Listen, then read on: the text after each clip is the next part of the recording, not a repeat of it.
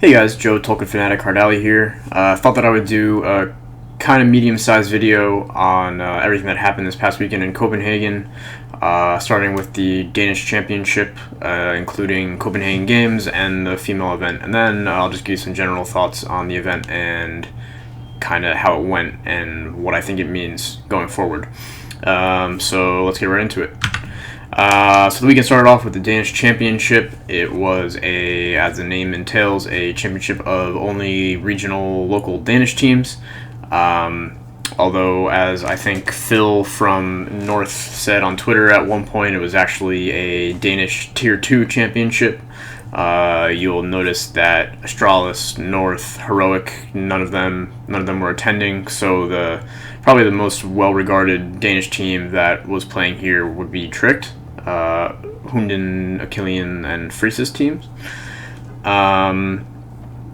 So yeah, we're missing the big three Danish dogs, leaving it to be some less well-known teams here that were fighting it out.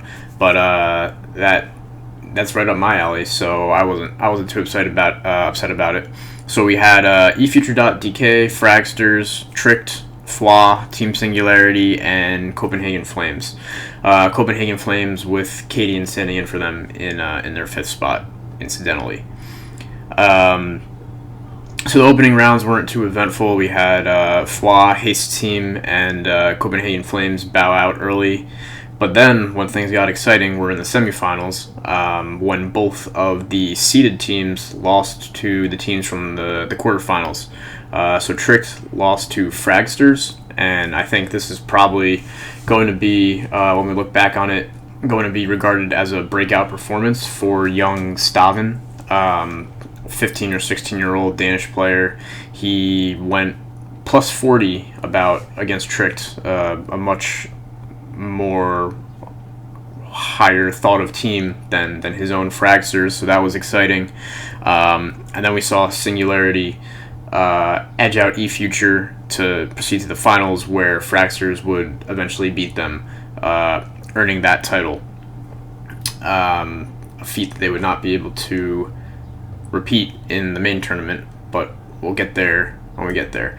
So that was the Danish Championship. Fun little event. It's nice to see these kind of regional events where we get to see teams in the country vie for supremacy. There's definitely some bragging rights on the line. So it's cool to see. I hope that this continues to happen, at least in Denmark. God knows there's enough talent to make it worth it there specifically. So then next day we had the start of the BYOC Qualifier for Copenhagen Games. It was 76 teams that wound up showing up. There weren't too many upsets in the group stage. Most of the big teams that you would have thought that were going to come through did come through. Excuse me. Some notable exceptions were we had again Fwa, FUAW, Haste Team, and Opa Gaming, which was Barry's team. Both got eliminated in the group stage. Both of those teams also happened earlier today to either disintegrate or have roster changes forced upon them as players were picked apart. So that's kind of how it goes at these things. Where if you're a low-level mixed team with some nice pieces, if you can't really have a good showing on land, then you're gonna have all your good pieces torn away from you. So that's exactly what happened. We also had Asuba and Arctic going out in the group stage. Asuba a lot more notable than Arctic would be, although both of these teams are teams that were playing in ESL Major and had progressed to the playoffs. So you can see a little bit of a distinction between online and offline play there. And yeah, so now we move on to the bracket stage. And surprises here. Well, I think we should be surprised that Space Academy even made it this far, but they did wind up failing to qualify for the main tournament. So Space Soldiers basically sacrificed a Pro League spot in order to send Calix to Copenhagen to not qualify for the main tournament. Make of that what you will, but what I make of it is that Space Soldiers is a poorly run organization. And I have some anecdotal reasons for that I won't get into. Probably another big surprise was that we had Ambush Esports qualifying over Alpha Gaming, proceeding to the main tournament, and then we had Manatee not qualifying, eventually losing after a furious comeback to Singularity, who, if you're watching this video, you probably know did go on to win the main tournament, which is where we are now. Yeah, so in the main tournament, I'm just going to go here group by group through the teams. So we had Group A, which I'll call the Group of Death, because we had, this is the group that had both Big and LDLC probably front runners to win the entire event, just looking at the invites that were handed out. We had Ecstatus, Frozen's team, and North Academy in this group. Then in Group B, we'll call that the Denmark group, because it was Tricked, Singularity, eFuture, 3 Danish teams, and then Fnatic Academy rounding it out. Group C was Epsilon, Dream Chasers, Diffuse Kids, and Pride. And then we had Group D, which had iGame and NRG, so a pretty solid group, but then the Plantronics team, aka NoOrg, the team that qualified through the online Plantronics qualifier. And then we had Ambush, who I already said were a surprise to even make it here to begin with. So iGame and Energy were expected to fly through this group. Didn't exactly wind up panning out that way, but they did wind up coming through in the end. All in all, I'd say that these groups probably played out the way that they were supposed to, maybe with the exception of Group B. Yep, you probably would not have expected Singularity to get out over either eFuture or Fnatic Academy, but yet that happened. I've spoken with a fair amount of pro players who are beginning to wonder if Fnatic Academy is getting these invites to events based on the brand name over their actual performance in these events. I have no inside information on that. Obviously, no one's going to say one way or the other, but having the Fnatic brand behind you isn't going to hurt, but this team does need to start stepping up at the events where they get invited to. Otherwise, no amount of brand power is going to be able to save them. So yeah. So then we had the playoffs where we had Big easily took out, or not easily, but in 2-1 fashion, took out Epsilon, though easily on the last map. Singularity beat iGame. Tricked demolished NRG. And if you saw some of the tweets from Daps throughout the course of the weekend after the tournament was over, he was not very pleased with their performance. Kind of said that nothing felt right the entire weekend. And NRG, another team who, lo and behold, this morning or this afternoon, made a roster change. Markey will be riding the bench for the foreseeable future. They've picked up Lil Man from Rush. And then Dream Chasers beat North Academy. Alright, then we had the semifinals where Singularity stunned Big. Again, Big... what am I talking about? The groups won. We had North Academy beating LDLC to get out of the groups, so that's my bad. But yeah, so LDLC were definitely favored to get out of the group. Did not happen.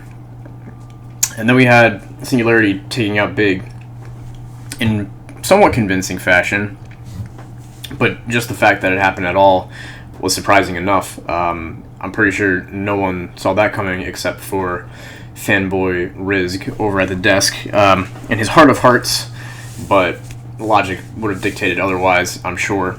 And then we again had Dream Chasers advancing over Tricked. We had the Singularity Dream Chasers final, where everyone knows Singularity won in 2 maps over the Dream Chasers mix. So, hooray, yay for them. Very exciting. all in all, I'll say I think that Dream Chasers had a very adequate. I think they more than adequately acquitted themselves as a mix. That being said, this mix should still not have been invited directly to the main tournament. I know if you're Copenhagen Games, you want to get views and clicks and all that stuff, but I mean, they basically lucked out here. They lucked out here that both Dream Chasers and Plantronics actually played very well. Plantronics actually, taking the map off of Energy and looking at one point like they might advance instead of Energy. So yeah, once again, the Copenhagen Games organizers, I think, should be very thankful for Dream Chasers, for Plantronics, and especially for Singularity, because a Danish team winning Denmark's biggest event definitely will help obscure some of the issues that cropped up. But so now I really want to get into the meat and potatoes of this video, which is talking about, oh dear, not that. Talking about who the hell Team Singularity are. Because I would venture to guess that your average HLTV Reddit user who's not from Denmark has no fucking clue who these guys are. So the story goes way back to March-ish of 2016, last year, where a group of players was assembled and played a couple of qualifiers and the Copenhagen Games 2016 qualifier together. And that group of players was Zeptinel, Carniz, Cyclone, Basso, and the fifth guy that pretty much no one actually knows or remembers about at this point was actually Valde. Valde of current heroic fame. So he was slated to be part of this project that evolved into Singularity, but wound up getting the Copenhagen Wolves offer before this team materialized, like, fully and officially, and he went off and did his thing, and the rest is history with him. And then the rest of these guys hung back in Singularity. Their fifth position was somewhat of a revolving door, pretty much for all of 2016. They started off with a Swede named Miko, who kind of played with them for a little bit and then has since vanished. They brought in Tobacco for a while, kind of a mainstay of the Danish scene. And they had Gade, or Gade, I have to ask Risk how that's pronounced. But Gade, who's currently on North Academy, was their fifth for a while. Probably the reason that most people will be familiar with this team is because of all the drama that happened during one of the minor qualifiers last year with Attacks.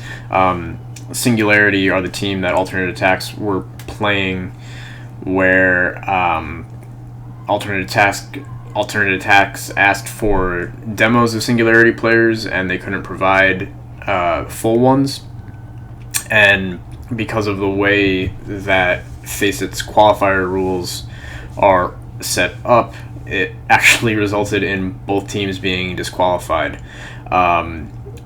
Attacks were disqualified because they had lost the initial matchup, and Attacks were barred from moving forward, or Singularity were banned from moving forward because they could not provide incomplete demos. So Attacks kind of boned Singularity over and got a lot of hate for that. But we'll come back to these missing demos, because with something that happened a little bit later in the year, who knows what's going on with these demos? There might have been a reason why there was some stuff missing from these demos. But yeah, they had some roster instability at the latter end of the year, so they started. When did they start trialing him? Yeah, so in October, September, they had some roster instability. They kicked Cyclone for a period of about 2 days, and then brought him back. And then they brought him back with Insta. He's an interesting figure within the Danish scene, because he is Danish, but he has at various points played with some German teams. He played with My KPV, Eyes on You, Reason at some point, I think. But yeah, so he played with guys like Skrunk and Otto, German players in My KPV, along with Z, ZYH. So he's a little bit of an interesting character. But so early September, they brought back Cyclone, added Insta as well in lieu of Tobacco. They were trialing Burup at a time for a time, but then obviously Burup wound up going to Tricked, where he at least currently seems to be happy and is doing well. And then finally Ange joined, the sniper. But then really where the wheels came off for this incarnation of Singularity was in December. Carniz was handed a ESL ban, so 2-year ESL ban. He's currently banned until December of 2018. The real killer was that the team was in ESL Major Playoffs at the time. They were gunning for a spot in ESA Premier and hence a direct path to the Pro League. And obviously when Carniz was banned, the team was disqualified, no questions asked, from ESL Major Playoffs. That chance was dead. And so more or less was that iteration of the team.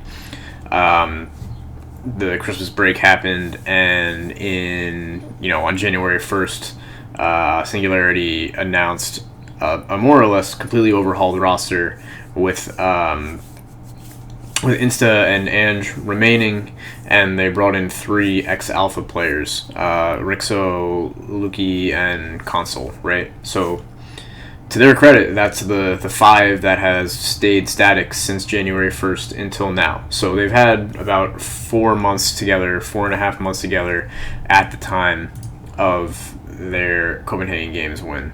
So kudos to them for sure. Definitely something that no one really saw coming, I don't think. I don't think even the staunchest, most ardent Singularity fan could have seen this coming, because it's a team that really hasn't accomplished all that much on an international stage.